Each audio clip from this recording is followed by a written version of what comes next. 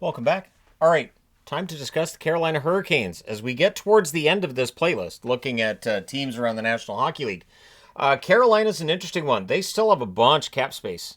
There is the possibility that between now and the start of the season, something changes, or at the very least, if you're a Canes fan, the exciting part is they can add at the deadline easily. If this cap situation stays like this, no reason they can't. So, looking at their top six forwards, there is one point that is worthy of discussion. So, Ehlers should fit right in from Winnipeg. That shouldn't be a problem. Ehlers is a very good all-around player, solid point producer. Aho has been very consistent for Carolina. You know what you're getting with him. Jarvis is developing to the point where he's my MVP pick from Carolina. If Carolina is going to overcome all these frustrations in the playoffs, I get the feeling Seth Jarvis is scoring some of those key goals for them to get there. And then you've got Svechnikov, likely on the second line, or maybe he's on the first and Ehlers is on the second line. But is Kotkaniemi a second line center? And I don't just mean this from a Carolina perspective, but if you're going to go and you want to win a Stanley Cup, is Kotkaniemi a center that gets you there? And he struggled with his production. I think he's ideally a third line center. And so I do think that there is an issue with second line center unless one of their wingers converts. Stankoven should have a very good year. I have Stankoven as the one to watch. I think it's going to be a good year for him. But one thing to keep in mind, let's just say it's Ehlers and Stankoven with Kotkaniemi in the middle. If you have a center that doesn't produce very many points, it can be a drag then on the wingers that are playing on that center's line as well. Then you get into the bottom six. You got Taylor Hall, Jordan Staal. Those do rhyme. Blake there as well. And of course, Blake got a big extension. Martinook, Jankowski, and Robinson. Robinson coming off of a pretty good year for Carolina, so we'll see how things turn out. Now, when you look at their depth, there's depth here. The fact that Will Carrier isn't even projected in those top 12 forwards tells you how much depth there is here, because I do feel like while Will Carrier is on the older side for some in a bottom six role, I do think that he is still worthy of a fourth line role in the National Hockey League. Then you got Jost. They've got Giovanni Smith on a PTO. Which I've not done a news video about because there hasn't really been any news. I'm not going to do just a news video on, hey, these guys got PTOs today. Goodbye, everybody. Then you got Yaska, who was impressive at times this past season. Nadeau, who was a first-round draft pick. A lot expected of him. Brindamore, who made his debut playing for his dad. Robida, Suzuki, not Nick Suzuki, Ryan Suzuki. Gunler, Trikozov, Unger, Sorum, as well as Josiah Slavin, Jacob's brother. So a lot of family ties with this team, but it's a pretty good forward group. And there's no reason to think this team won't be top two, as most people are predicting in the channel's vote. Now, looking at the blue line, we know that Carolina prides themselves on keeping the puck out of their net, and the blue line, of course, has to be solid, and it almost always is. You've got Slavin, you've got Chatfield. Chatfield's turnaround with Carolina has been absolutely remarkable. Where he has become a very good defensive defenseman. Miller and Walker. The interesting part here is going to be Keandre Miller. How does Keandre Miller play in his first season in Carolina? I think he'll do well. I think just the defensive structure Carolina plays with, I think Miller will fit into that. But we'll find out in about a month's time. Gostisbehere and Nikishin. And Nikishin I was debating about putting as one to watch as well because, of course, he did make his debut and there's a lot of upside there. And I know Canes fans were excited when he came over, so we'll see how things go for him. Now they've got Mike Riley for depth on the blue line. Shillington is on a PTO at the time I'm recording this. Keep in mind that most PTOs don't end up usually working out. But I could see Shillington being a good depth defenseman for them. They've got Bayreuther, Fensor, Badinka, Haimo Salmi, Lego, and Seeley, rounding out their defensive depth. So I do like the depth in terms of those top 9. I'd say top 9 or top 10. And so this is a blue line that should be able to hold its own in the National Hockey League, especially under the coaching of Rob Brindamore. In net, well, is Anderson going to be healthy? If Anderson's healthy, they have a very good first-string goaltender. If Anderson's hurt, it falls on Kochetkov, who is still young enough that I do think he's going to be a very good goaltender.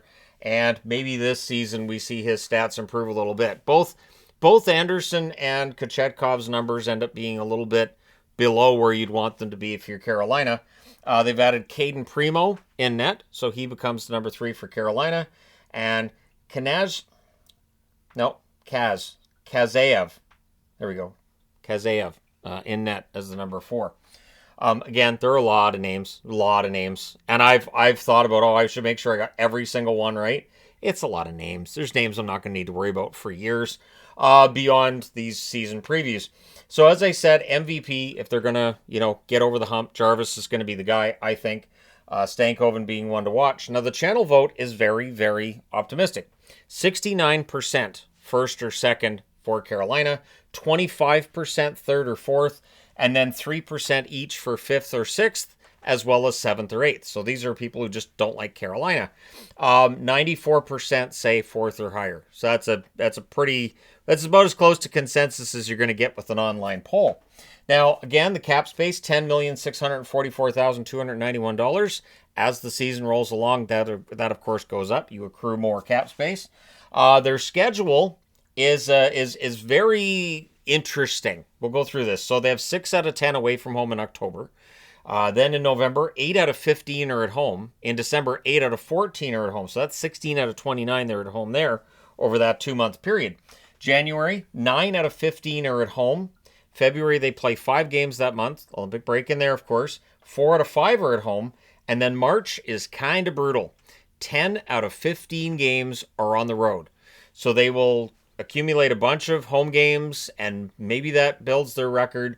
April, they have 5 out of 8 that are away from home. So 15 of their last 23 games this coming season are going to be on the road. They're going to have to be road warriors, I guess, to end up winning the division.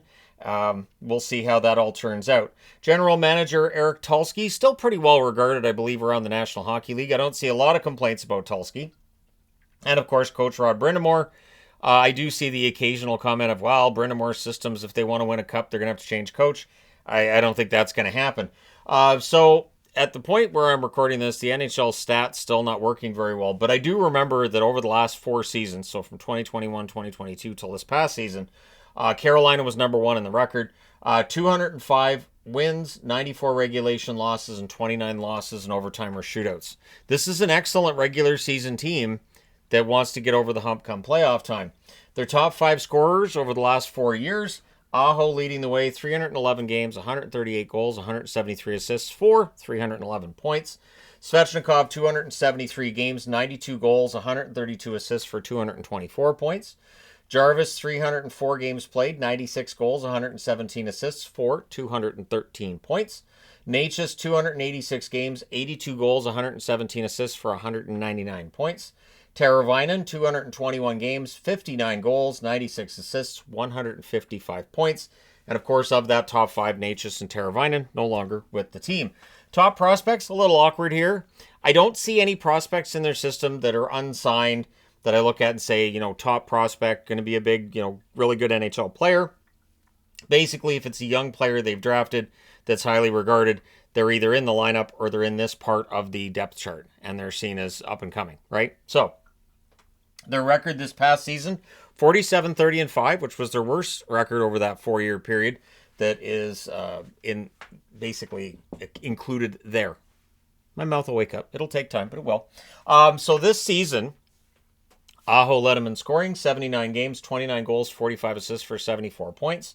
Jarvis, 73 games, 32 goals, 35 assists for 67 points. Necas, 49 games before the trade, 16 goals, 39 assists for 55 points. Svechnikov, 72 games, 20 goals, 28 assists for 48 points. I still think Svechnikov should be putting up 30 every year.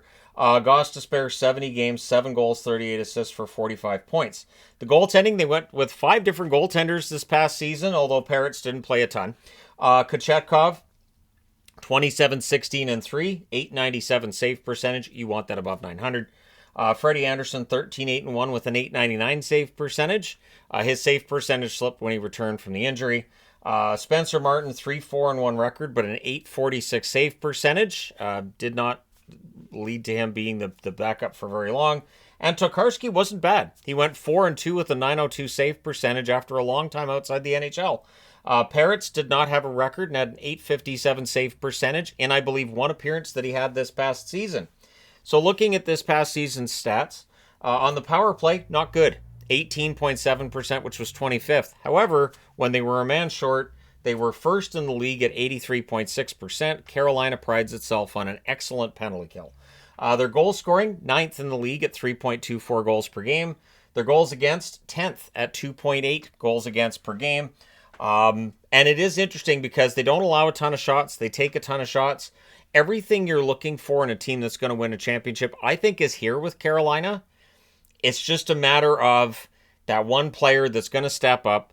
As I've said a few times in this video, I think Jarvis could be that guy. They need that one that can step up in those big games, especially in conference finals. And we'll discuss their last 5 years in the playoffs. I did almost forget this part. In 2021, they lost in the second round in 5 games against Tampa. There might be some Canes fans saying, it's okay, you don't have to go over it. 2022 takes 7 games in round 2 for the New York Rangers to eliminate Carolina, but they do. 2023, they went to the conference final and got swept by Florida. 2024, in the second round against the Rangers, they lost in 6 games. And in 2025, they lost in 5 games in the conference final, again against Florida. So if they follow the pattern, this means that this year, 2026, they'll lose in round 2 against the Rangers, and it should take 5 games because it took 7, then it took 6. So this time it should take 5. And it should be the Rangers because it goes Rangers, Florida, Rangers, Florida. So there you go. I just spoiled the whole season. I apologize. But either way, I think it's going to be a fun year. All kidding aside, I do think this is a team that could win a Stanley Cup. There are numerous teams we can make that statement about. The fact they've been in the Final Four twice in the last 3 years means they're not that far off, which is probably the most frustrating place to be, other than just barely missing the playoffs. That would be the most frustrating place to be. But let me know your thoughts in the comment section below. Is this a year Carolina finally gets over the hump? What will stop them if they can't? Let me know your thoughts. Hit like and subscribe in the event you may not have done so already. Thank you guys so much for all your support. It's greatly appreciated. I will talk to you again soon.